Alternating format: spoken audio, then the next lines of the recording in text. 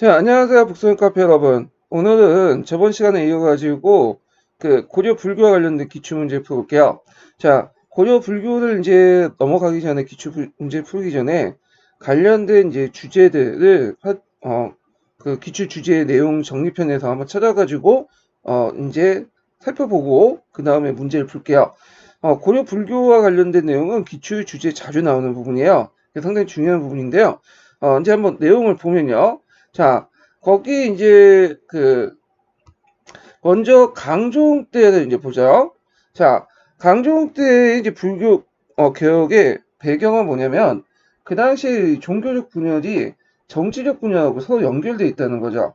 그래서 단순히 이제 종교 교단의 분열에서 끝나는 게 아니라 이 종교 교단들이 각각 사회생활과 연결돼 있기 때문에 이건 꼭 정치적 분열과 연결돼 있어요. 그래서 이것은 강종이 추구하는 왕권 강화와 좀 거리가 멀기 때문에 불교 교단을 통합할 필요가 있었고요. 자, 그래갖고 이제 교정과 선종의 통합 단계를 보면요. 자, 여기에서 이제 1단계, 2단계, 3단계 나오는데 이건 19년 기출문제 관련돼서 나왔어요. 자, 1단계를 보면 교정의 이제 통합을 먼저 해야 되겠죠. 그래서 그걸 이제 했던 것이 균여죠, 균여. 예. 그래서 북악의 하엄종과 그 다음에 법상종 이렇게 이제 통합을 하는 과정을 이제 걷게 되는데 그때 내걸었던 논리가 성상융이에요. 그래서 요게 시험 문제 나왔죠. 성은 하엄종이고요. 상은 법상종이죠. 그래서 이런 것들을 서로 통합을 해야 된다. 이렇게 주장을 했고, 그 다음에 이제 두 번째로는 선종 내의 통합이야. 그래서 이제 중국에서 법안종을 유입해서 선종을 통합했고, 그 다음에 이제 이때 내었던 게 선문정리. 그래서 보통 오교 구산할 때 구산 같은 거 있죠. 그래서 9개 종파들 정리를 했고요. 그 다음에 이제 1단계에서는 교정, 2단계에서는 선종. 그러면 이걸 합쳐갖고 이제 3단계 때 교선 통합을 이제 하게 되죠. 그래서 이제 청태종과 법안종을 보완해갖고 이제 교선 통합을 했는데 그때 중요한 이제 그것은 청태종이죠. 그래서 청태종을 이제 뭐냐면 들어와서 그 당시 교선 통합을 도모하려고 했다. 그래서 이때 이제 뭐 이렇게 지종이라든지 의통이라든지 재강 같은 승려들이 활동을 했죠. 여기 이 청태종은 여기에도 청태학이라고 돼 있잖아요. 아직까지는 청태종 자체가 들어온 건 아니에요. 여기 때는 이거는 일단 교리적인 측면에서 이제 수용한 거고요. 청태종 자체가 이제 성립된 것은 의천 단계에 들어와서 이제 한 거예요. 그렇지만 결국에는 실패했다 이렇게 보시면 돼요. 근데 강종 때 이제 불교 개혁을 이제 볼 때 좀 유념할 점은 뭐냐면 강종의 불교 개혁은 강종이 주체로 한 거예요. 강종이. 그래서 어떤 분은 이제 균여의 주체가 갖고 이제 보는데 균여는 여기에 보시면 알겠지만 1단계 때만 했어요. 교종 통합 때만. 그래서 이때 이제 성상 융회를 통해서 교종 통합만 하고 2단계, 3단계는 다른 승려들이 했던 거야. 그래서 전반적인 총괄은 이 강종이 이제 했다. 이렇게 이제 보시면 되겠죠. 그래서 어떤 분은 예전에 이제 선문정리나 이런 것들을 이제 청태하고 도입 같은 것들 답을 같이 달아놨더라고요. 근데 이 문제 자체는 이제 균열 한정돼서 1단계 한정돼서 돼 있기 때문에 여기는 이제 선문 정리나 이런 것들은 이제 좀 맞지가 않아요. 예. 자, 이건 문제 풀면서 좀 더 얘기하고요. 자, 그 다음에 의천을 보죠. 의천도 한 2번 나왔죠. 최근에 또 문제 나오고 있는데 상당히 중요한 거야. 자, 의천이 살았던 시대는 12세기 때죠. 그래서 문벌 귀족들이 이제 강성할 때인데 이때 이제 문벌 귀족들은 뭘 믿었냐면 법상종을 믿었어. 그래서 인주 이씨와 연결돼 있고요. 근데 이에 반해서 이제 왕실 종교는 하엄종이죠. 그래서 이제 하엄종과 연결되는데 이들 법상종과 하엄종을 통합하고 더 나아가 선종을 통해서 왕권을 강화하려고 했어요. 그래갖고 그 내용들 보면 일단 그다음 고려의 불교들 폐단이 되게 많았죠. 그래서 불교 폐단을 정리하고 국민사상을 확립하고 법상종을 견제하고 하엄종 중심으로 청태종을 실천했다. 그래서 의천은 기본적으로 하엄종 승려예요. 네, 그래서 이거 좀 기억을 해두시고요. 자, 이 단계 이거 꼭 외워두셔야죠. 이거 주로 시험 문제 나오면 통합 과정이 나와요. 자, 그래서 이제 1단계, 2단계, 3단계 이렇게 또 나눠볼 수 있는데 자, 1단계는 신라 하엄학의 정통과 그 다음에 원유의 통합불교적인 것들을 강조해가지고 교광겸수를 내세워서 하원교단을 정비했다. 이렇게 했는데, 자, 이 당시 이제 하원교단은 남학파하고 북학파로 나눠져 있었어요. 이렇게. 그래서 이제 이런 것들을 하나 통합을 할 필요가 있었어. 그래서 이제 이때 내세웠던 것들이 뭐냐면 교감 겸수예요. 그래서 종전에 그 당시 그 강종 때 통합을 할 때 그녀가 하엄하게 교감서를 주장했거든요. 예. 그래서 교감서를 이제 주장했는데 이걸 비판하고 교감 겸수 이게 교감 겸수는 하엄학이 아니라 이건 하엄학인데 이거는 청태종과 관련된 내용이야. 청태종의 교감 겸수를 도입해가지고 통합을 하려고 했죠. 그래서 이제 교감 겸수 내용을 좀 볼 필요 있는데 이게 이제 시험 문제 나와서 좀 자세히 볼 필요 있어요. 자, 교감 겸수는 교상하고 그 다음에 간심을 동시에 닦아라. 교상이라는 것은 뭐냐? 석가모니의 어떤 이론적인 것들이고요. 그 다음에 이제 관심이라는 것은 그 당시 진리를 관념하는 실천한 수행의 방법을 얘기하죠. 그래서 이제 여기 청태학 자체는 교종이지만 이게 교상과 관심, 특히 관심은 이제 선종적 요소가 있죠. 그래서 교선통합적 요소가 상당히 강해요. 선종 자체에. 그래서 이제 이런 것들을 좀 같이 기억을 해 두시면 될 것 같아요. 자, 그래서 이 그 교감겸수, 청태종의 교감겸수를 통해서 하원교단을 정비했고요. 또 동시에 뒤에 이제 3단계 때 청태종을 개창할 때도 선종을 포섭할 때도 이제 뭐냐면 교감겸수의 내용을 강조해요. 그래서 이제 교감겸수는 그 앞에서 하엄종 외에 그 남아파, 북아파를 통합할 때도 했고 그 다음에 이제 동시에 그 청태종을 개청할 때도 동시에 이제 선종을 포섭하기 위한 용어로 제시했다. 이렇게 좀 기억을 같이 해주시면 될 것 같아요. 자, 그 다음에 두 번째로는 성상경합을 내세웠죠. 자, 2단계 성상경합을 내세웠냐면 그 당시 하엄종과 대립하고 있었던 같은 교정 내에 그 법상종을 통합하려고 했어요. 법상종을. 그래갖고 이제 그때 원효의 하장사상을 이제 계승해서 성상경합을 내세워 교리적으로 법상종을 통합하려고 했다. 자, 이때 이제 성상경합은 내용을 보면 이때 성이라는 것은 그 하엄종을 의미하고요. 그 다음에 상이라는 것은 뭘 얘기하냐면 법상종을 의미해. 법상종을. 그래서 이걸 다시 겸하게 된다. 이건 앞에 이제 그 부분에 성상 융해하고 또 좀 비슷한 견해죠.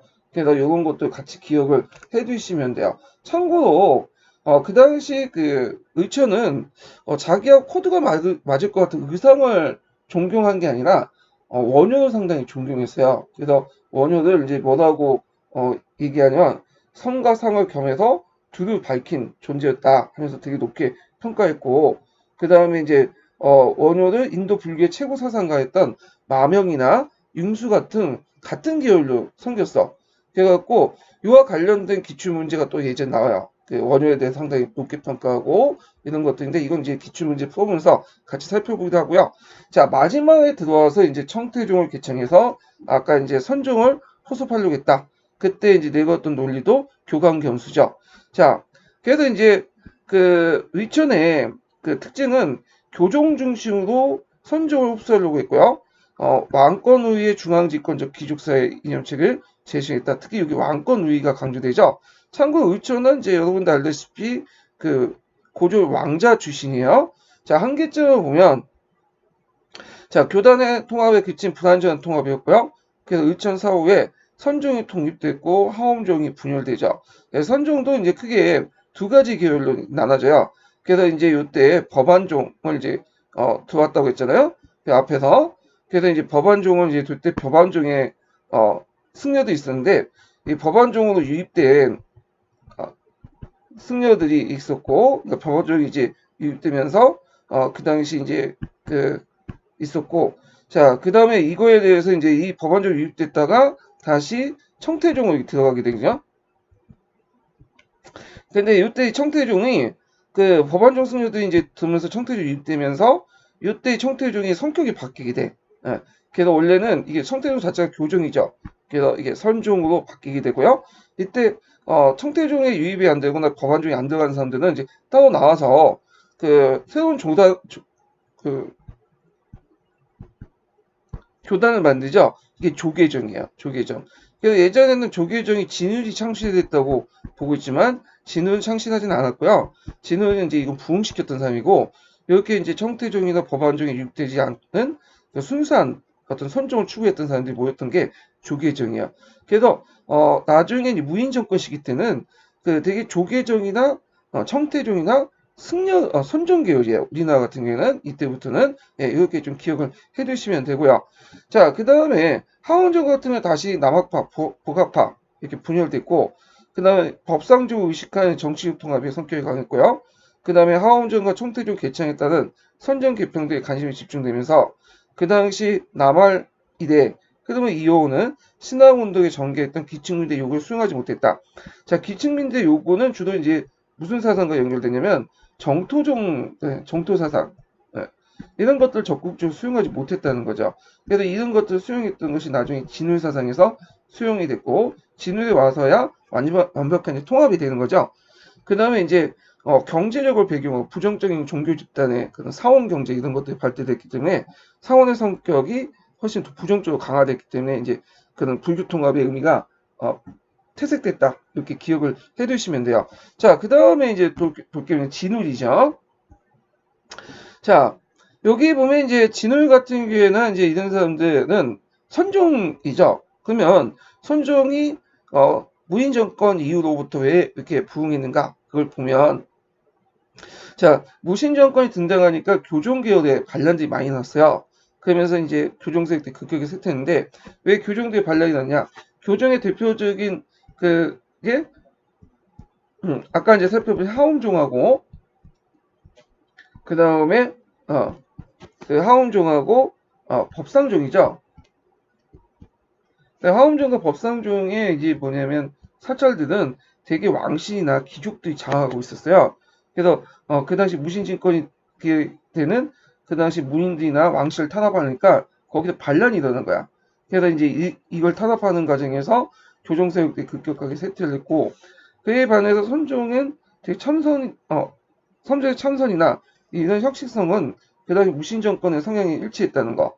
그리고 이제 그 당시 무신 정권의 지원을 받아서 선종 중심으로 이제 불교 교단이 재편됐고요. 그래서 그 당시 조계종은 그 최후 정권하고 서로 연결돼 있죠. 이게 예전 시험 문제 나왔는데 예, 이걸 좀 기억을 해두시면 될 것 같아요. 자, 그래서 선종 중심으로 이제 신앙결사 운동이 일어나요. 신앙결사 운동은 그 당시 불교계가 너무 타락하니까 이 원래 불교의 모습을 찾자. 타락된 모습들을 정하고 불교의 모습을 찾자. 이런 것들을 이제 강조하는 게 신앙결사 운동인데, 막강 서양에 뭐하고 이제 비교해서 볼 수 있으면 스톤 운동하고 좀 비교해 볼 수 있어요. 예. 자, 그래서 이제 그때 그 선종 계열이 두 개가 있다고 했죠. 조계종 계열과 천태종 계열. 그래서 이 천태종 계열 같은 경우에는 원래는 교종이었지만 그 당시에는 선종 계통이에요. 그래서 조계종 계통에서는 이제 수선사를 조직을 해서 진 뒤, 이때 사라는 것은 사자가 아니라 이거 모임사자예요. 모임사자. 그 이거는 이제 수선사인데 요거는 일종의 모임사자 수선사라는 모임을 조직을 해서 그때 뭐를 하냐면 그 신앙결사 운동을 했고요. 그래서 이제 이 수선사의 이름이 정예사라고 했어요. 근데 비슷한 주변에 비슷한 사찰이 있어갖고 이건 이제 수선사로 이제 이름을 바뀌었거든요. 그래서 이걸 정예결사라고 해요. 또 정예결사. 요 관련된 내용 그 밑에 있으니까 좀 나중에 살펴보기도 하고. 그 다음에 이제 청태종 같은 경우에는 백년사를 조직했죠. 그래서 요새가 조직해서 주로 정토사상을 충실하여 기층사회의 교화에 전념했다. 기억을 해두시면 되고. 자, 그럼 시험 문제 나오는 게 이제 진우의 사상인데, 진우의 사상을 이제 살펴보기 전에 그 밑에 정예결사문이 있어요. 정예결사문. 그래서 이 정예결사문을 좀 기억을 해두세요. 이게 시험 문제 예전에 기출 예문으로 나왔고 한국사 능력이라든지 그 다음에 이제 수능에도 자주 나오는 거거든요. 그래갖고 이제 그 진울이 불교계 타락을 비판을 하면서 심성 수행을 위해서는 이제 세속에 있지 않고 산에 올라가서 수행을 해야 된다. 그런 식으로 이제 주장을 하게 되면서 그때 이제 그 조계산으로 가가지고 이제 뭐냐면 그 정예사를 이제 그 운동을 정예사를 세우고 모임을 만들고 그랬지만 나중에 비슷한 사찰이 있기 때문에 요거를 이제 정예사를 수선사로 고쳤다 한 내용이 정예결사문이에요. 그래서 요 내용을 좀 같이 기억을 해두시면 좋을 것 같아요. 자, 그 다음에 이제 그 진우의 사상을 보면요. 크게 이제 불죽시심, 그 다음에 정예상수, 동호정수, 이렇게 볼 수 있어요. 자, 조계종 선종계열이기 때문에 뭘 강조하죠? 네, 불성을 강조해요, 불성. 그래서 이제 불법보다는, 부처님의 마음, 이런 것들을 강조하죠. 그래서 부처님의 마음은 인간의 마음이다. 부처의 마음은 인간의 마음에 같이 있다. 그래서 자기 마음 속에 부처의 마음을 깨달으면 득도할 수 있다. 그래서 부처님이 될 수 있다. 그래서 이제 불죽시심이라고 해요. 그래서 내 마음 속에 부처님 마음을 깨닫는 거, 그걸 아는 거, 이런 것들을 강조를 했고요. 그래서 이제 선종 같은 경우에는 마음의 본성을 두 가지 나누죠. 그래서 불변적인 존재였던 과 가변적인 존재 이렇게 나누는데 불변적인 존재를 체라고 하고요. 가변적인 존재를 용이라고 해요. 용. 그래서 체와 용이고 체는 이제 그 부처님의 마음이 들어가 있는 거고 그걸 이제 버튼으로 나타나는 게 용, 인간의 마음이 용이라고 이제 하는데 체를 이제 용을 속에 있는 체를 발견하는 게 그 당시 중요한 이제 과제였고 그걸 통해 참선을 통해서 이렇게 이제 수양을 하는 거죠. 그래서 불변의 체와 그 다음에 가변의 용은 후에 이제 성리학에도 영향을 줘. 성리학에도 그 이와 기라는 사상 있죠? 이와 기의 사상이 영향을 주는데 그래서 이라는 것은 보편적인 거고 기라는 것은 가변적인 거죠. 이것은 다 선종의 영향을 받은 거야. 그래서 선종이 어느 정도 이해가 돼야지 성리학의 이해가 가능해. 네. 이런 것들 같이 기억을 해주시고요. 정해상수와 동호정수는 예전에 시험 문제 나왔죠. 자, 정해상수는 동호정수의 이론적 배경을 되는 거야. 마음의 본성을 규정을 했대. 그때 본체 정과 작용의 해. 이렇게 이제 하고 정은 참선을 통해서 해는 연불과 독송이에요. 예. 독송이라는 건 이제 그 연불은 이제 남마비탑을 간세음보살 이런 연불들을 외우는 거고 독송은 그다음 경전 불교 경전을 외우는 거죠. 같이 닦아라. 예. 그래가지고 이제 이렇게 하는데 그래서 이제 이 정해상수 내용 좀 기억을 해주시고요. 그다음 도노점수인데 도노는 뭐냐? 부처의 마음은 사실 부처의 마음이 우리의 마음이라는 걸 깨닫고 이게 도노죠. 그 다음에 깨달은 다음에 가만히 있으면 안 됐죠. 이것을 계속 신념을 굳히기 위해서 수행을 해야 돼. 이게 점수야. 그래서 이것을 도노는 이제 선종과 연결해 볼 수 있고 점수는 교종과 연결해 볼 수 있다. 이렇게 하는데 근데 이제 주의할 것은 도노나 점수나 이건 다 선종 계열이에요. 선종의 수행 방법이야. 그래서 도노라는 것은 이제 그 선종의 크게 남종성하고 북종성을 나누거든요. 그래서 남종성에서 강조하는 거고 점수는 북종성에서 강조되는 거야. 중국의 교파 중에. 그래서 남종성에서는 도노를 강조해. 깨달음, 순간적 깨달음. 북종성은 깨달음을 얻을 때 순간적 깨달음이 아니라 수행을 통해서 깨달음을 얻는 거예요. 예. 그래서 이제 이렇게 했는데 이에 대해서 진우는 두 가지 점을 다 수용을 하면서 더 강조되는 것은 여기에서 이제 점수가 아니라 도노가 벌써 앞서 있죠. 도노를 강조했어요. 그래서 먼저 깨달음을 얻은 다음에 그 다음에 수행을 해야 된다. 이렇게 이제 강조해요. 그래서 남종성과 북종성의 견해를 다 뭐냐면 받아들인 거죠. 그러니까 우리식으로 따지면 그냥 아무런 목적 없이 내가 교사가 되겠다.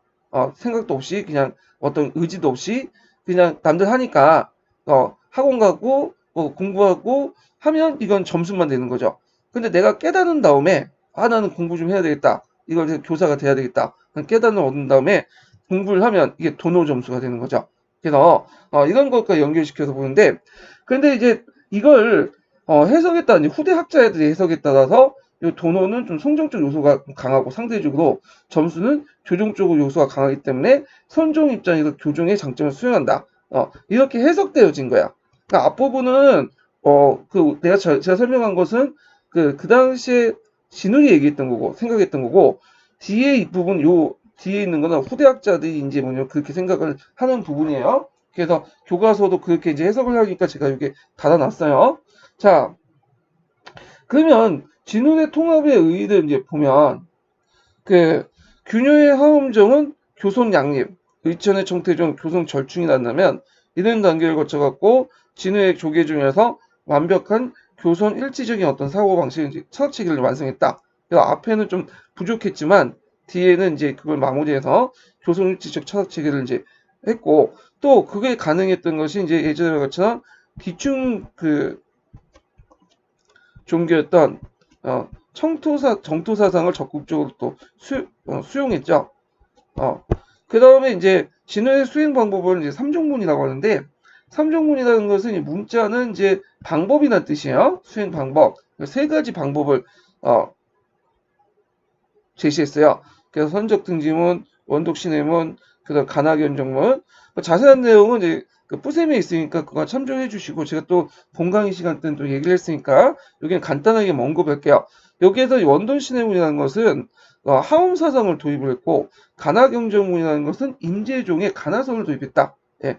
여기에서 간화선이라는 건 뭐냐? 임재종은 뭐냐? 임재종은 선종의 계파 중에 하나예요. 중국에. 중국에 임재종이라는 계파가 있는데 여기에서 이제 그 수행 방법 간화선을 도입했어. 그래서 보통 이제 그 간화선은 뭐냐면 스승이 하두를 던지고 그 하두를 던진 그 받은 그 제자들이 그 스승의 하두를 다시 보여잡고 계속 또 깨달음을 얻는 거야. 그래서 나름대로 자기만의 또 하두를 만든 다음에 그 다음 제자도 이렇게 넘기는 것이죠. 자, 이런 것들이 간화선이고요. 자, 인재종은 이때 잠깐만 이제 방법론 측면에서 도입했고 본격적으로 도입되기 시작한 것은 뭐냐면 원나 간섭기 때죠. 자, 그래서 이제 무신정변 위에 불교가 이제 변화가 일어났는데 그때 불교의 특징은 뭐냐면 일단 조계정 중심에서 선정 중심이고요. 그다음에 산종불교고 예전에는 민가하고 같이 살았어요. 민간하고 이제 같이 해가지고 이렇게 이제 어울려 있었는데 그런 것들이 이제 아니나 절이 이제 산으로 들어가고 왜 그냥 세속에 이제 같이 있으면 타락하잖아요. 예, 그런 것도 방지하려고 그런 것 같아요.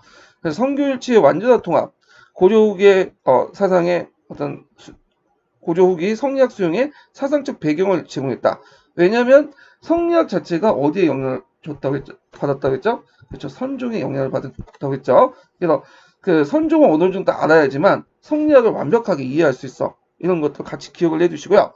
자, 그 밑에 제가 불교 종파 계보들 정리를 했어요. 그래서 이제 요걸 한번 각자 보시고 여기에서 이제 했던 거는 이제 여기 그 고려 초기 때 여기 내용들 그 다음에 이제 아까 얘기한 것처럼 우리나라 같은 경우에는 그 당시 그 청태종 자체가 원래는 교종이었지만 그 나중에 법원종이나 이런 것도 유입되면서 선종으로 바뀌었고요. 그 다음에 이 청태종의 법원종에 들어가 있지 않는 승려들은 조계종으로 따로 나왔다. 이것만 좀 기억을 해두시면 돼요. 그래서 선종이 청태종이 교종이 아니라 선종 계통이다. 예.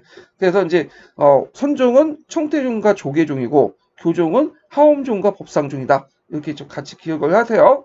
자, 그 다음에 뒤에 넘어가서 자, 그 다음에 진울의 이제 제자가 누구냐면 해심이야. 해심은 이제 예전에도 기출문제 나왔던 거죠. 그래서 유불일치선, 성리학을 수용할 수 있는 사상적 토대를 마련했고, 그 다음에 최후 정권과서 연결됐고요. 무심을 강조했어. 무심. 마음을 비워라. 뭔가 얻으려면 마음에 뭔가 얻으려는 그 생각을 갖고 있는 자체가 뭐냐면 그 문제가 있다. 그래서 성불을 하려면 내가 성불을 해야겠다는 생각 자체를 버려야 된다. 왜냐하면 성불에 집착할 경우에는 성불 자체에 집착할 경우에는 성불을 할 수 없다. 이렇게 주장을 해요. 자, 이거는 이제 뭐 예를 들면 우리가 잠을 자려고요. 내일 이제 학교도 가야 되니까 출근하려고 하고.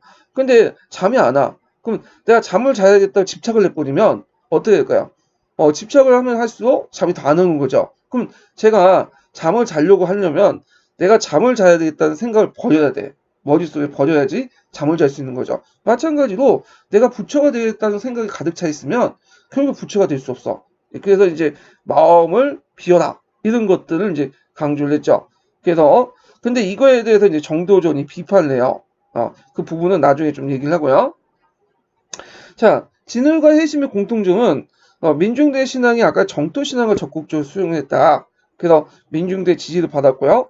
그 다음에 지방 향유층과 일반민의 지원을 받았으며 특히 아까 이제 최씨 정권과 연결됐다고 했죠. 자, 그렇지만 이런 조계종의 그 결사운동에도 불구하고 나중에 이제 원나 간섭기 때는 그 불교의 세속화가 더 심해져요. 그래갖고 뭐 사원 경제가 이제 커지고 그 다음에 유역자들 그러니까 이제 유역자라는 것은 원래 역을 지어야 되는 의무자들이 그 여러 가지 이유로 그 당시 이제 불교에 들어가 승려가 돼. 그래서 이제 뭐냐면 면세 혜택이나 뭐 면역 특권을 얻으려고 이제 했던 거죠.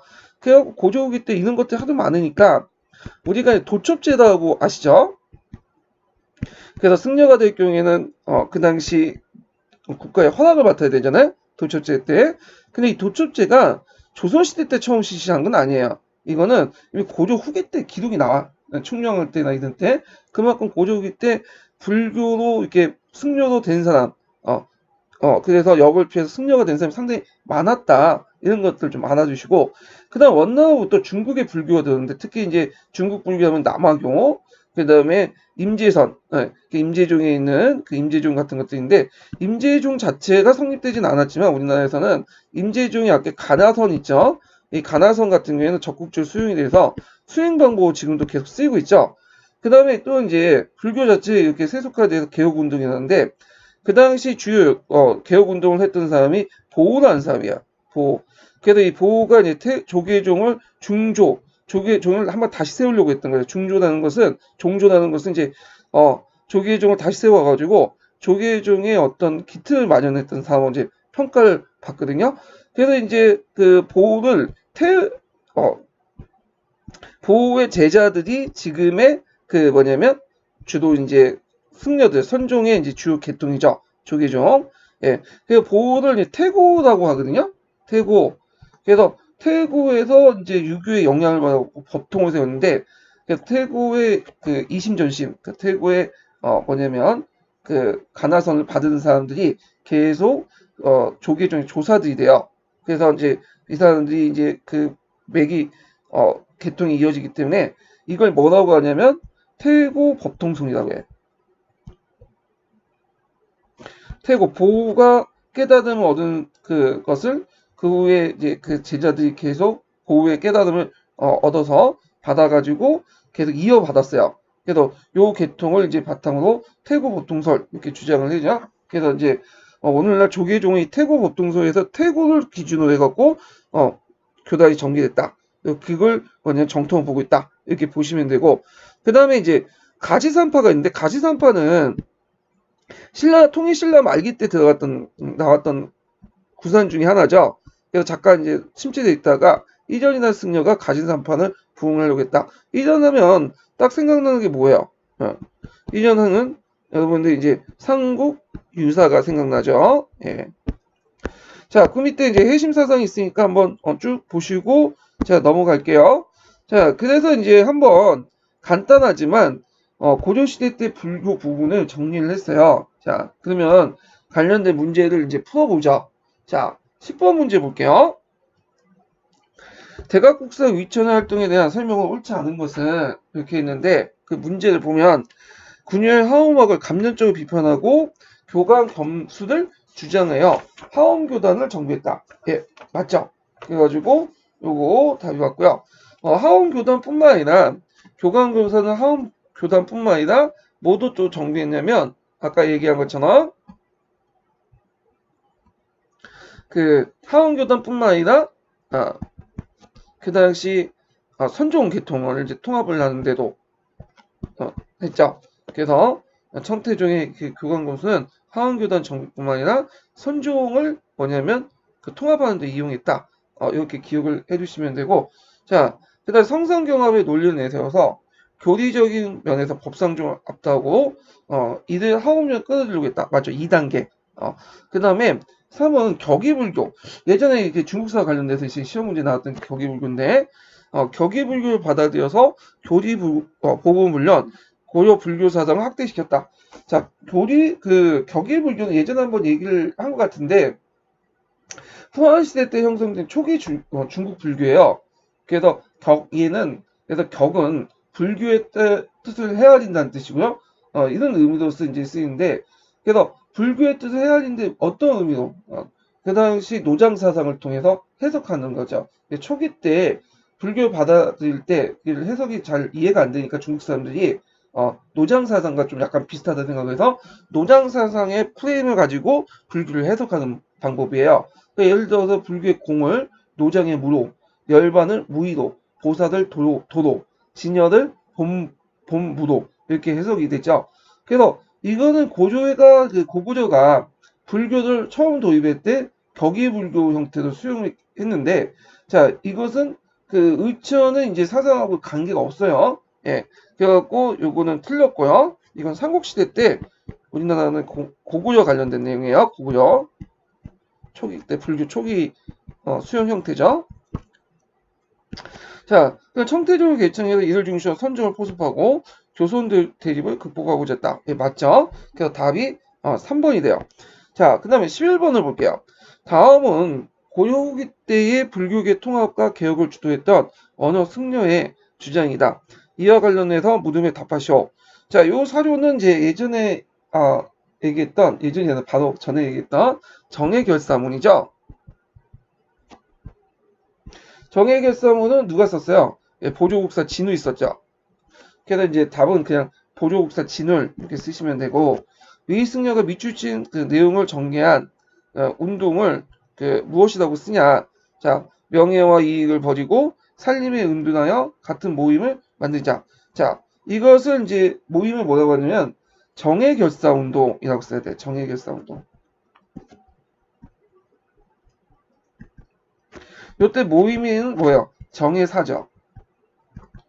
아까 얘기했던 사는 사자가 아니라 이거는 모임 사자예요. 예. 근데 주변에 정해사라는 비슷한 사자가 있기 때문에 이름을 다시 수선사로 이름을 바뀌었죠.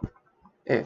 그래서 요때 이제 이게 공사 문제인데 좀 문제가 쉬운데 이때 이제 요게 문제가 됐어요. 왜 문제가 됐냐면 우리가 이제 진울 관련된 얘기를 할 때 결사 운동할 때 이거 신앙 결사 운동이 나가지 정해 결사 운동이라고 하는 건 아니잖아요. 교과서에서는. 그래서 정해 결사 운동이다 또 신앙 결사 운동이다 좀 많이 많았는데 제 생각에 이게 공사가 주로 이제 중학교 용어로 이제 그 당시 통합 오늘날 통사 비슷한 개념으로 뽑는 거기 때문에 좀 수준을 낮은 걸 전제로 해갖고 문제를 낸 거예요. 일사과나 지리과도 같이 보기 때문에 그래서 이거는 정해결사보다는 정해결사 써도 되지만 신앙결사 운동 써도 맞게 해준 것 같아 제 생각에는. 자, 그 다음에 진우이 제시한 정해상수와 동호점수 이런 것들을 이제 뭐냐면 써라. 그래서 그 다음 선종과 교정의 지혜를 같이 수행하고 정해상수는 동호점수는 선종의 방법을 깨달음을 얻고자 교정의 방법을 점진적으로 수행하자.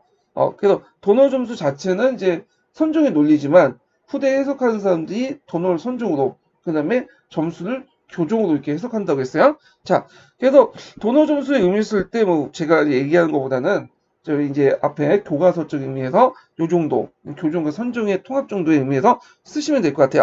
자, 그 다음에 12번을 이제 볼게요. 자, 12번은 가에서 기역이 나시기에 융성하게 된 정치적 배경을 쓰고 기흥의 사상적 의의를 두 가지 쓰시오. 이렇게 했거든요. 자, 여기 내용을 보면 가사료는 그 앞에서 이제 얘기했던 똑같이 나왔던 건수 정의 결사문이에요. 예. 그래서 이제 내용은 세속을 떠나서 살림에 은둔해서 신앙 공동체를 결성하고 이런 것들 이제 주요 내용이죠. 그래서 이 정의 결사문이고 여기에서 정의사를 뭘로 곤쳤다? 수선사로 곤쳤다. 이렇게 이제 쓰시면 되겠죠? 예. 그래서 이렇게 있고 그 다음에 이제 그러면 이 기획이 수선사 운동이 그러니까 수선사 그러니까 이제 신앙결사 운동, 정의결사 운동이죠. 자, 기획이 이제 나시기 때 융성한 정치적 배경을 쓰시오. 자, 여기는 동국 이상국집인데 동국 이상국집은 이규보가 썼죠. 이규보는 그 당시 최씨 정권에 들어가서 이제 버스살이를 했던 유명한 사람인데 그래서 여기에서 이제 내용을 보면 오늘날 문화시중이었던 여기 진양 채공이 국사의 명을 듣고 이렇게 있는데 자 보통 채공이라고 하는 거는 뭐냐면 최씨 정권 때 우두머리 뭐 그러니까 최충원, 최우, 최양, 최희 이런 사람들 채공이 됐어요. 높여가지고 공이란 칭호를 거쳐서 상당히 높여가지고 얘기를 했던 거거든요. 그래서 이제 그 당시 그 문양시 중 그 진양 채공은 누굴 의미하냐면 최후를 의미해요. 최후를. 그래서 국사의 명을 듣고 정성을 다해 여러 번 서울을 맞이하려고 하였으나 국사는 끝내 이르지 않았다. 그럼 여기에서 국사는 누굴까요? 국사는 해심을 의미하죠. 해심. 아이고 이게. 예. 그래서 이것은 이제 있고 그러나 천리나 떨어져 있으면서 마주본 것처럼 서로 마음이 통했다. 그래서 여기에서 이제 알 수 있는 것은 이제 최후 정권이 해신 같은 조계종을 적극적으로 지원을 해줬다. 이렇게 이제 보시면 돼요. 자, 그래서 요 내용들 같이 이제 좀 보시면 되고요. 자, 그 다음에 이제 주요 좀 약간 이제 좀 더불어 말하면 진운하고 해신까지는 최씨 정권의 지원을 받았지만 진울과 해심이 적극적으로 응했던 건 아니에요. 예, 지원을 받았어. 근데 이제 그 이후에 그 조사들은 이제 적극적으로 이제 최씨 정권과 결탁을 하게 되죠. 예, 그래서 여기에서 나온 것처럼 최씨 정권이 지원을 해줬지만 해심은 그 사람 만나지 않고 했지만 마음은 소통했다. 뭐 이런 것들은 해심이 이제 최후와 좀 약간 거리두기 그렇게 했던 걸 이제 얘기를 하고 있어요. 그렇지만 최후는 적극적으로 해심을 믿었다. 이렇게 같이 기억을 해두시면 되고 그러면 그 당시 최후 정권 때 기획이 융성한 정치적 배경을 써라. 예, 뭐라고 써야 되겠어요? 최씨 정권의 지원 이렇게 쓰시면 되겠죠. 그러면 기획의 사상적 의의, 기획의 사상적 의의는 이제 뭐야? 수선사 결사 운동의 사상적 의의 이런 것들인데, 자 이거는 뭐 여러 가지 의미가 있을 수 있지만 통론이나 이런 것들 교과서에 있는 내용을 이제 쓰시면 될 것 같아요. 의의 같은 경우에는 여러분이 생각한 걸 쓰면 안 돼요. 개론서나 아니면 교과서에 있는 거, 우리가 보는 통론, 교과서에 있는 거 쓰고 어디 논문책을 이제 빼가 기억해 갖고 쓰신 분인데 그건 틀릴 가능성이 많아요. 거기 그 출제자 분들이 전공자만 그 해당 문제가 내는 게 아니거든요. 그래서 자기가 전공 아니면 짝짝 끌 수가 있어. 자기도 모르니까. 예. 그래서 대개 이제 통론이나 교과서 내용을 보면 선종과 교종의 어떤 교육 통합, 선약 수용의 어떤 바탕이 되었다. 뭐 이런 식의 이제 글을 의의를 이제 쓰시면 될 것 같아요. 그래서 그 당시 정예결사의 의의 이렇게 쓰시면 되고 자 13번을 보자. 13번을. 자, 13번 가나에 대한 설명으로 적절하지 않은 것은 자, 이것은 이제 가는 누구의 글이냐면 진울의 뒤를 이어가지고 조가지용의 선사가 된 진각국사 해심의 글이에요. 그래서 해심은 이제 그 당시 그 무신정권 지배자인 최후가 최양의 지원을 받아서 조계장의 확립을 심했었는데 요게 지문에도 보면 나는 옛날의 공예 문화였고 공은 지금 우리 수선사에 들어왔으니 공은 불교의 유생이요 나는 유교의 불자이다.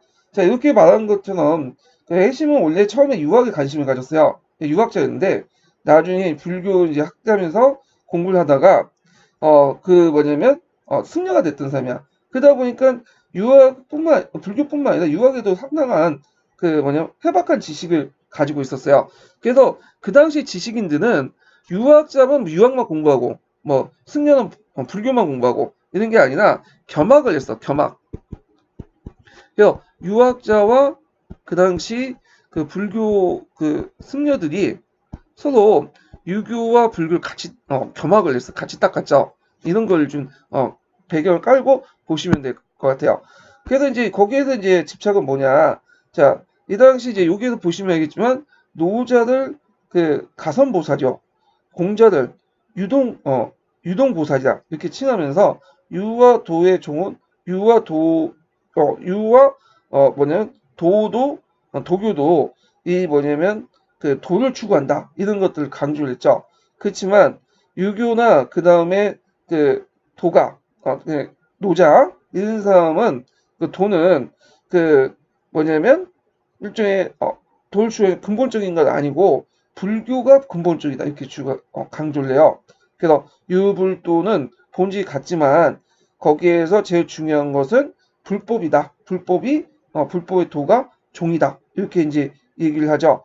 그 다음에 이제 해심에서 이제 강조되는 것들은 뭐냐? 무심을 강조하죠. 무심.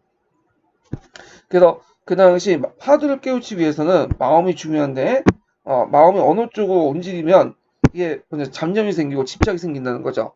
그래갖고 그걸 버리기 위해서는 무심을 이제 강조를 했다. 그래서 이제 요거 무심을 강조했다는 거 좀 기억을 해두시면 될 것 같아요. 마음을 버려라. 예. 자, 그래서 이제 있고, 자, 나와 관련된 사료는 누구와 관련된 거냐면 정도전과 관련된 거야. 정도전. 그래서 정도전이 쓴 불시작변과 관련된 내용이죠. 그래서 성리학적 정도전, 성리학적 정도전이 그 당시 불시작변 써서 그 불교의 교리를 비판했어요. 그 불시작변 뭐냐? 종전의 그 불교와 성리학이 도를 같이 추구한다는 전제에 서 불교의 폐달을 비판했던 억불론에서 더 나가서 불교 자체 교리를 비판한 거야. 그래갖고 이제 예전에는 이제 불교의 폐단만 비판하고 불교 교리 자체는 비판하지 않았죠. 근데 여기에서는 불교 교리 자체를 비판하게 돼요. 그래서 이제 억불론에서 척불론으로 이제 나가는데 중요한 어떤 바탕이 됐던 그 책이 이 불시작변이죠. 그래서 이 사람은 그 당시 이제 성리학적 가치관에 따라서 불교와 그 다음에 도교, 그러니까 이때 노장 사상을 의미하죠. 도민한 의미를 쓰는데 이걸 같이 이제 깨기 시작해요. 자, 그러면 이제 어떤 식으로 이제 깨냐 하면 불교에서 아까 전에 이제 회심이 무심을 강조했죠. 그런데 이제 심은 뭐냐면 성리학에서 상당히 중요해요. 심은 성과 정으로 구성되어 있고 심이 움직여야지 뭐냐면 성에서 정에서 성으로 이렇게 들어갈 수 있죠.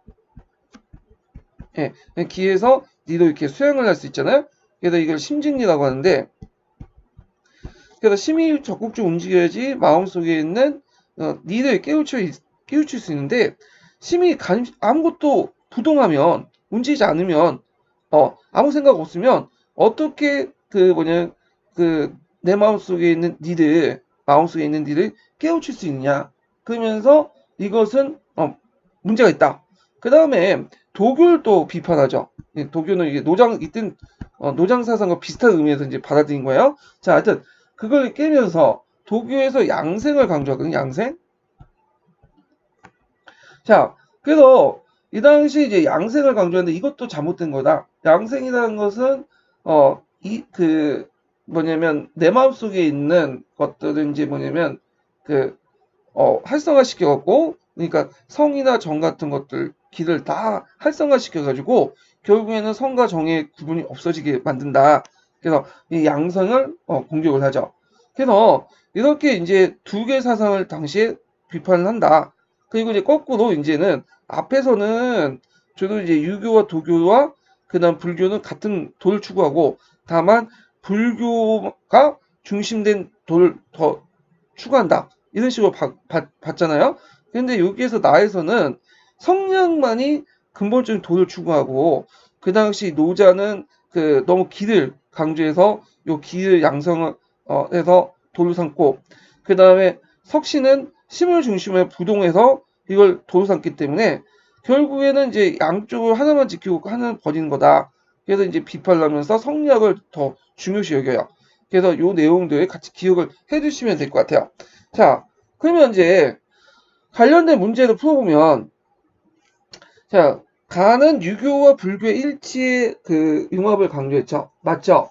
그래서 유불일치선을 강조했고, 해심은 가의 글쓴이는 70물신정권과 긴밀하게 유대 관계를 맺고 있죠. 네, 맞고, 그 다음에 나는 이 측면에서, 그러니까 양생과 부동을 긍정하고 있다. 아니죠? 네, 정도전은 이 측면에서 양생과 부동이 한 면만 있다 해서 부정하고 있죠. 양생은 너무 기를 강조해서 이와 기가 구분이 없게 만들고, 그 다음에 부동, 무심, 마음을 비워서 움직이지 못하게 함으로써 이를 뭐냐면 형성시키지 못한다. 이 속에 있는 마음 속에 있는 이를 깨닫지 못하게 한다. 이렇게 이제 강조를 했죠. 자, 나의 글쓴이는 공민왕 때 성균관 부흥을 통해서 성장한 신은 유학자들이죠. 자, 그 다음에 가는 불교 우위를 두고 있는 반면에 나는 성리학 우위를 두고 있다. 네, 맞죠? 그래서 답이 3번이 돼요. 자, 그러면 이제 뒤에 넘어가서 14번 문제 볼게요. 14번. 자, 14번 문제는 이제 뭐와 관련된 거냐면 예전에 좀 풀어봤어야 되는데 잠깐 놓쳤는데 어, 그 당시 이 문제 석영천도 관련된 거와 관련된 거예요. 그래서 이제 도교 풍수지설 이런 거와 연결시켜서 이제 물어보는 건데 일단 여기에서 이제 풀어볼게요. 자, 모총등이 이제 왕에게 건의하기를 서경에 천도하시면 천하를 병합할 수 있고 36개의 모든 주변의 나라들이 신하가 될 것입니다. 하였다. 이렇게 있죠. 그러면 여기에서 이제 문제 풀어보면 그 서경을 이제 도읍을 한다. 예, 하면서 내세우면서 이 서경을 천도하면 36개 모든 신하국이 36개국이 모두 신하가 될 것이다. 이렇게 했는데 요것을 주장했던 것은 처음에 이제 이 묘총이 주장한 건 아니라 요 부분만 이거는 이제 뒤에 그 서경기지설 이전에 남경기지설을 주장했잖아요. 그래서 남경기지설 누가 주장을 했죠? 예, 남경기지설은 이제 김희재라는 사람이 주장을 했죠. 그래서 이 사람은 이제 그때 그 남경에 도읍을 할 경우에 주변의 국가들이 알아서 길 것이다. 이런 36개국이 알아서 길 것이다. 이런 얘기를 했는데 이 얘기를 이제 묘충이 남경 대신에 서경으로 바꿔가지고 또 같은 얘기를 한 거야. 자, 그래서 이제 요 관련된 내용을 이제 좀 풀어보면 공민왕 때 승려 보호도 기획과 같이 주장하면서 한양천도를 건의했다. 요거 이제 보면 이거 맞죠? 그래서 공민왕 때 보호라는 사람이 있어요. 보호. 예, 보호는 이제 공민왕 때 국사거든요. 국사라는 것은 고조시대 때는 그 승려들 중에 명망 있는 사람을 모셔다가 왕의 스승으로 삼았어요. 좋은 자로. 그 중에 보호가 있는데 이 보호가 유명하죠. 그 저기 태국 법통솔로 유명했던 사람인데 이 사람도 이제 기획과 같이 주장을 했어요. 그래서 도읍을 아까 이제 똑같은 논리로 그 뭐냐면 36개가 국이 모두 신하가 되기 때문에 여기 한양으로 이제 천도를 이제 건의를 했죠. 그래가지고 요 논리는 요 서경총도에도 쓰이고 한양 남경총도 할 때도 같이 주장을 해요. 그래서 이거 맞고 자, 그 다음에 이제 니은을 보면 이렇게 쭉 있다가 노총과 백성을 데리고 이문용 나가 지세를 보게 하고 그 당시 기만을 시켜서 궁궐을 신축해 하였다 이렇게 했는데 요때 이제 기만은 어떤 세력이냐면 그 당시 왕의 측근 세력이에요. 그래서 이 측근 세력들이 이제 뭐냐면 왕의 지원을 받아갖고 왕권 강화를 뒷받침했던 사람 중에 하나였죠. 그래서 이제 고려 중기 때는 문벌귀족이 대항해서 정치 세력을 이제 왕권에서 형성했는데 측근 세력들을 형성했는데 그 중에 이제 한 사람이 기만이었다 이렇게 좀 보시면 될 것 같아요. 자, 그 다음에 이제 3번은 윤간의 아들 윤원이도 디귿 같은 입장을 주장했다. 디귿은 이제 친제 권원을 권하였다. 예, 맞죠?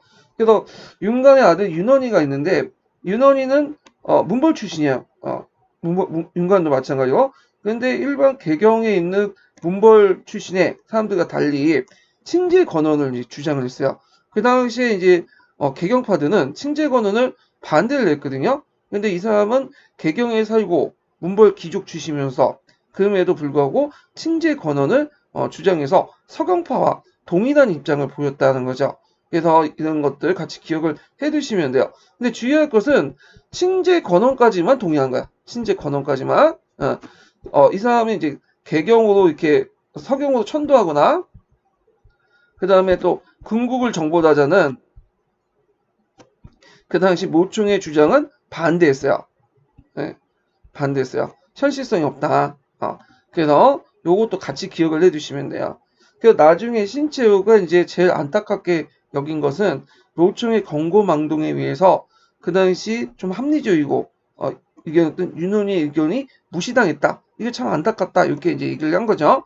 자, 그 다음에 4번을 보면 개경의 국학생들도 정치상의 영향을 받아서 니을같이 청원했다. 그러니까 건국 정벌을 했다. 아까 틀렸죠? 예, 개경의 국학생들은 뭐 칭제 권원을 하거나 서경 총동하거나 군국 정벌을 하거나 다 반대했어. 그랬더니 틀렸고 그 다음에 그 미음은 팔성당이죠. 팔성당은 이제 산악숭배에 얽힌 신선사상과 불교사상 혼합한 거다. 예, 이거는 맞죠. 그래서 팔성당은 각지의 명상에 일종의 보살과 그 부처의 이름을 그 붙여주면서 거기에 숭배하는 사상이 그 팔성당을 이제 깔려 있는 사상이죠. 그래서 요 관련된 내용이 맞으니까 맞고요. 그래서 이 팔성당은 도교와 불교를 적절하게 만든 호국기도의 어떤 신앙의 일종이었다. 이렇게 같이 기억을 해주시면 돼요. 그래서 답이 이제 4번이고 틀린 거니까 자 15번 문제 볼게요. 자 15번 문제는 예전 한국사 능력검증이라든지 수능에 나왔던 그 기출 사료예요. 그 내용을 보면 어떤 내용이냐면 그 당시에 이제 삼정 고급 예문이라는 책이 있었어요. 그 책이 이제 그 손실되니까 그 당시 그걸 다시 복관시키려고 했거든요. 그래서 최후 정권 때 그걸 복관시키려고 했는데 책이 없는 거야. 근데 그 당시 이규부 집에 그 책이 한 권 남아 있었어. 그래서 그걸 가지고 와서 복관을 했는데 그때 그 복관할 때에 그 뭐냐면 어 그 복관할 때 금소갈자를 찍었다라는 내용이 있어요. 삼정 고급 예문에. 그래서 이 동국 이상국집을 이제 바탕으로 해서 삼정 고급 예문이 그 당시 최초 금소갈자 분이다. 이걸 이제 얘기를 하고 있는데요. 자, 그러면 그 관련된 내용을 이제 좀 볼게요. 자, 삼정 고급 예문 같은 경우에는 언제 만들었냐면 인종 때 12세기 때 인종 때 만들었어요. 그래서 인종 때 채윤이가 왕명을 받아서 고금의 예문을 모아서 편집한 책인데 지금은 이제 존재하지 않지만 고조사나 이런 고조사 예지에 또는 조선왕조 실록에 몇 가지 남아 있어. 그 대충 이제 윤곽을 찾을 수 있는데 삼정 고금 예문은 국가의 예를 적어놓은 거야. 그래서 중국적 주대조 요소와 고조의 정통적 예를 이제 정리하는데 보통 5대라고 하죠. 길내, 훅내, 군내, 빌내, 가래 이렇게 5대로 구성됐고요. 자, 이때 이 삼정 고분 예문이 편찬했던 배경은 너무 몽골 귀족들이 세력이 커지니까 12세기 때 유교적 이념을 바탕으로 왕권을 확립하는 차원에서 만들어졌다. 근데 이제 아까 얘기한 점 13세기 때 몽골 침입 때 이게 없어졌어요. 그래서 거의 없어져갖고 이때 이제 한 권 남은 거를 다시 금속활자본으로 다시 찍기 시작했죠. 최후 정권 때. 그래서 이게 답이 1번 맞죠. 3종 고급 예문. 그러니까 1번. 자, 그러면 2, 3, 4, 5번은 이제 왜 틀렸는지 보죠. 현존하는 우리나라 역사서 중에 가장 오래되었다. 이건 3종 고급 예문에 관련된 내용이 아니라 삼국사기에 관련된 거야. 삼국사기. 이 부분도 예전에 10년도 기출문제 나왔던 부분이죠. 꼭 외워두시고. 자, 예제를 밝히기 위해 호행론이라는 책을 참고했다. 자, 호행론은 1346년, 그러니까 충무가 때, 건준이 저술한 책이죠. 그래서 조선 초기 때 간행한 서적이고요. 삼정고금예보다도 시기상으로 늦어요. 뒤에 후대 기록이야. 그렇기 때문에, 여기 틀렸고. 자, 그 다음에 4번은 이규보가 중국의 외교 실패사를 모아 편찬했다? 이규보의 이제 그 문집을 우리가 동국 이상국집이라 하죠. 거기 안에 이제 뭐 동명원편도 있고 국선생전도 있고 청강사자 홍보전도 있고 백운거사전도 있고 있는데 여기에는 이제 중국 외교 실패와 관련된 내용이 없어요. 그리고 이거는 삼종고급 예문은 그 이규보가 편찬한 건 아니죠. 전에 만들었던 거고 다시 이규보의 집에 삼종고급 예문 한 건 남아서 가지고 와서 채원한테 바쳤다 뭐 그런 내용이야. 자, 그 다음에 5번은 백성대 성리학적 생활 관습을 정착시켜 편찬했다. 삼종고금 예문은 그 조선시대 국조우대와 마찬가지로 왕실 중심의 예지였지 일반 백성대 그 어떤 성리학적 생활 관습을 보급시키기 위해서 책은 아니에요. 이거는 조선시대 때 이제 세종 때 그 발행된 상강 행실도나 그 다음에 뭐 그 중국에서 들어온 주자가가 이거와 이제 관련된 거야. 그래서 이거는 왕실 예법을 정리한 게 아니라 주로 성리학적 일반 그 생활 관습들, 예품들을 정리한 거고, 왕실 예법을 정리한 것은 고조시대 때는 삼정고분 예문, 그 다음에 조선시대 때는 국조고레이 이렇게 이제 보면 되겠죠? 자, 그 다음에 이제 16번 문제 볼게요. 자, 16번 문제와 이제 17번 문제는 영향을 준 거야. 92년도의 문제가 17년에 형식만 달리하고 그대로 나왔는데, 자, 여기 보면 보기에서 글이 수록되는 문헌은, 그래서 이제 그 내용을 보면 도자기, 고려자기의 어떤 뛰어난 것들을 이제 설명을 하겠죠. 그래서 고려도자기는 색이 푸른 것으로 고려인은 비색을 만들었다. 그래서 제작 방법이 탁월하고 그 색이 깊고 더욱 아름다우며 술동이의 모양이 오이와 비슷하다. 뭐 이 등등 있는데, 자, 그러면 요거와 이제 관련된 것들은 어디에 실려 있냐? 고려도경에 실려 있죠. 이게 상당히 유명한 책인데, 고려도경이라는 건 누가 썼죠? 그렇죠. 서경이라는 사람이 썼죠. 이 서경은 12세기 때 송나라 사신으로 와서 고려에 와서 개성에 한 달 동안 머물렀어요. 그래서 이때 보고 들은 사실들 기록해뒀다가 귀국해서 이들을 책으로 엮었는데, 이게 이제 무슨 책이냐? 정확한 명칭은 선화봉사 고려도경이에요. 그래서 이걸 줄여서 약칭 고려도경 이렇게 이제 그 얘기하는데, 그래서 여기에서 도경에서 도자 그림 도자잖아요. 그래서 이게 원래는 그 그림이 있었어요. 그림이. 근데 이게 원본에 그림이 있었는데 이게 이제 나중에 다 소실이 됐어. 그 원본과 그 원본에 대한 인쇄본이. 그래서 금나라 침입 없어지고 나중에 이제 전해진 것은 그림은 없어지고 대신 그 밑에 관련된 설명 부분, 텍스트 부분만 있었어요. 그림까지 있었으면 상당히 중요한 어떤 사료였을 텐데, 그럼에도 불구하고 이 그 고려도경은 상당히 중요한 사조적 역할을 하는데, 왜 그러냐면 당시 고려 실정을 중국에 소개한 유일한 자료고요. 고려 사회사를 연구하는데 상당히 귀중한 자료야. 그 뒤에 이제 고조사와 관련돼서 고조사 저조라든지 고조사라든지 이런 책들이 편찬됐잖아요. 근데 이 조선시대 때 편찬된 고조사나 고조사 저는 후대의 기록이에요. 2차 사조. 그것도 이제 정치사 위주였고요. 이건 또 조선 건국의 어떤 정당성을 강조하는 어떤 부분이기 때문에 역사적 사실이 왜곡된 부분이 많아요. 근데 고려도금은 그 서경이 직접 보고 쓴 1차 사조고, 그날 12세기 때 문벌사의 특징을 잘 묘사하고 있고요. 특히 이제 서경이 묘사한 뭐 고려작이라든지, 그 다음에 또 귀족들의 사치 생활들, 등등등을 잘 기록을 하고 있죠. 그래서 상당히 사료적 가치가 높은 사료다. 이렇게 기억을 해 두시면 돼요. 그러면 나머지 1번, 3번 좀 4번을 볼게요. 동옥 이상국집도 이제 기출 예문에 자주 언급된 부분인데 누가 편찬됐죠? 누가 편찬했죠? 이규보가 편찬했죠.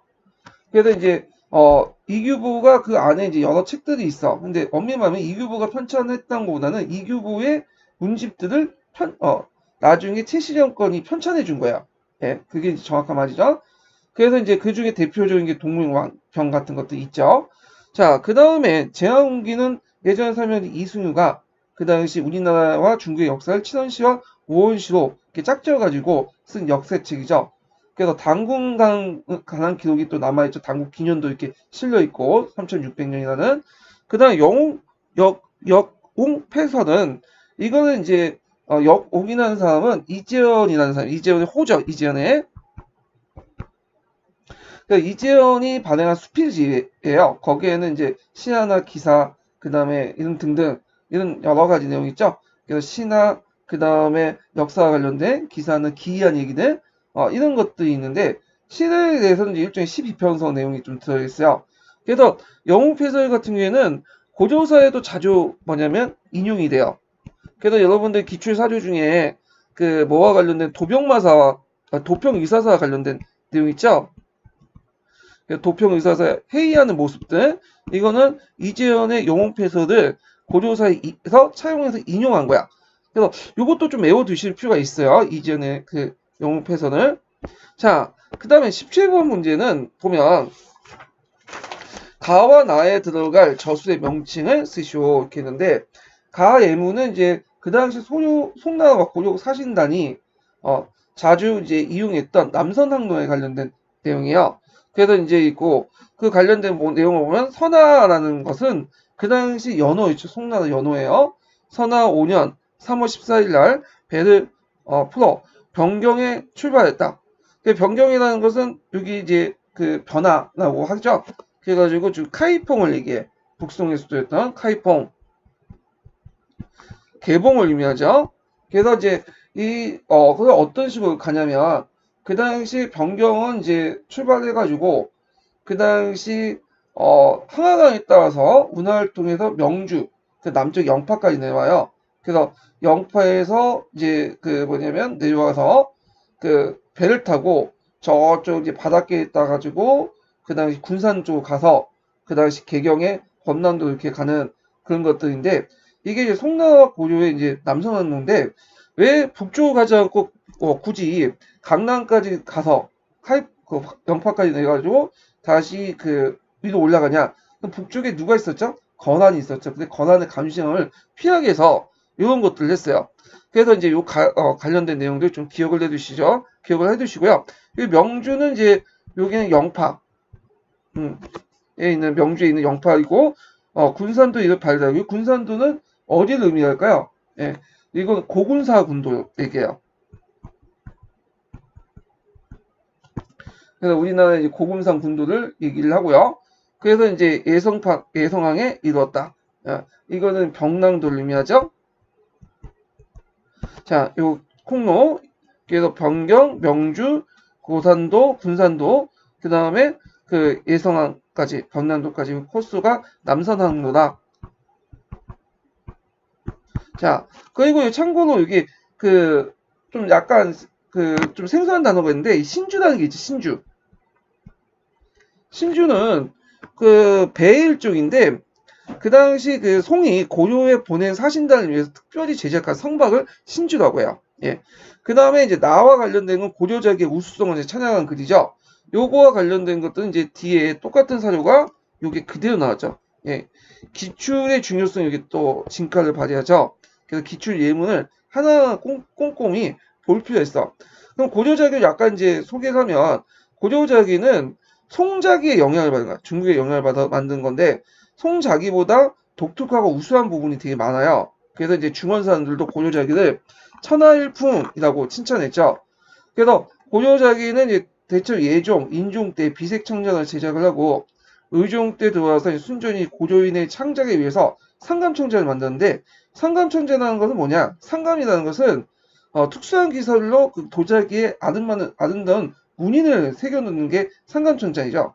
그래갖고 이제 대표적인 그 작품들 보면 그 당시 뭐 주전자, 접시, 연적, 필통, 향로, 뭐 화분 등등등을 많이 만들었다. 그래서 고려자기 같은 경우에는 되게 이제 사치품이고 귀족 특징을 가지고 있다. 이런 것들 이제 보시면 돼요. 그러면 아까 얘기했던 가와 나에 들어갈 저수의 명칭을 쓰면 뭘 써야 되겠죠? 풀네임은 선화봉사 고려도경이죠. 선화는 그 아까 얘기한 시종 때 송나라 시종 때 연호고요. 그다음 봉사는 사신이 갔다라는 뜻이야. 그래서 선화 연간에 사신이 갔다 와서 고조의 풍습을 보고 도경 그림과 함께 테스트 남기는 것이 선화봉사 고려도경이죠. 예, 이게 풀네임이고요. 줄여서 그냥 고려도경이라고 또 해요. 그래서 그 당시 이제 15년 때 제가 논쟁점이 뭐냐면 풀네임을 써야 되냐 아니면 고려도경이라 쓰냐. 둘 다 맞을 거예요. 고려도경 써도 맞게 해줬을 거예요. 제 생각에는 선화봉사 고려도경을 쓴 분들은 거의 없어. 예, 되게 고려도경을 쓴 거지. 자, 하여튼 이 내용을 이제 좀 보시고 고려도경과 관련된 내용은 좀 기억을 정확히 해두시고요. 자, 그 다음에 이제 조선시대가 아니네요. 마지막 한 문제가 또 있네요. 최근에 불교사 관련된 문제. 18번 문제 볼게요. 자, 18번 문제를 보면 기읍과 디귿이 누군지 순서대로 쓰고 기읍이 니은을 위해 포방한 불교 사상이 무엇인지 쓰시오. 그리고 디귿이 니은을 바탕으로 어떤 활동을 했는지 서술하시오. 이 내용이거든요. 그러면 이제 한번 사료 부분을 이제 볼게요. 자, 그 가사를 보면 기획의 스님은 북학의 법손이다. 스님은 항상 남학과 북학의 종문의 시지에 모순인 채 분명치 않음을 탄식하고 그것이 여러 갈라짐을 막아 한길 돌리고자 하였다 했는데, 요때 이제 기역은 누구냐? 이 사람은 균여죠, 균여.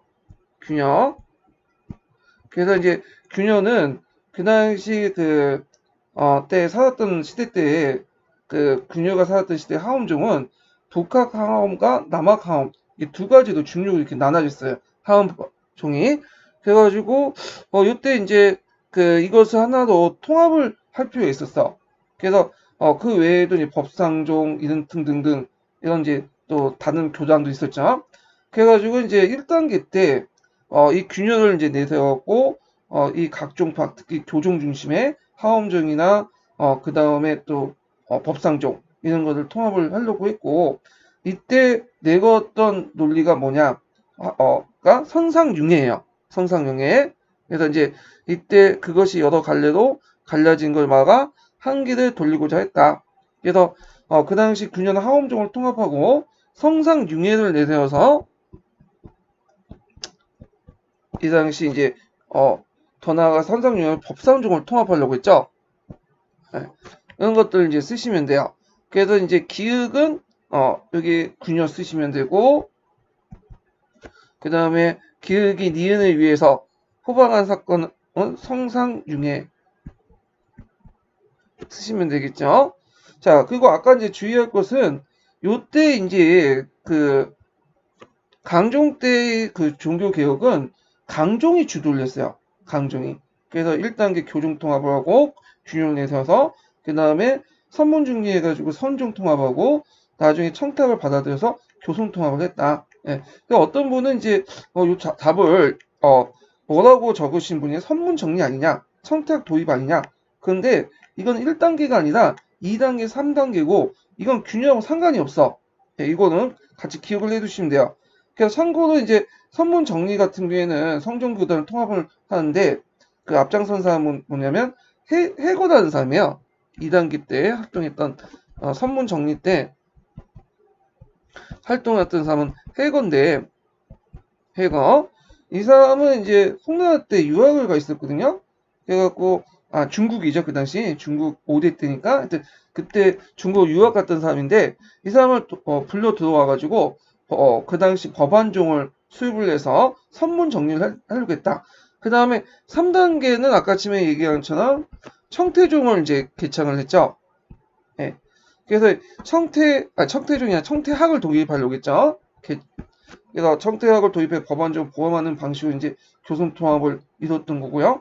요때 활동했던 이제 승려들은 그 당시 의통, 재간, 이런 사람들이야.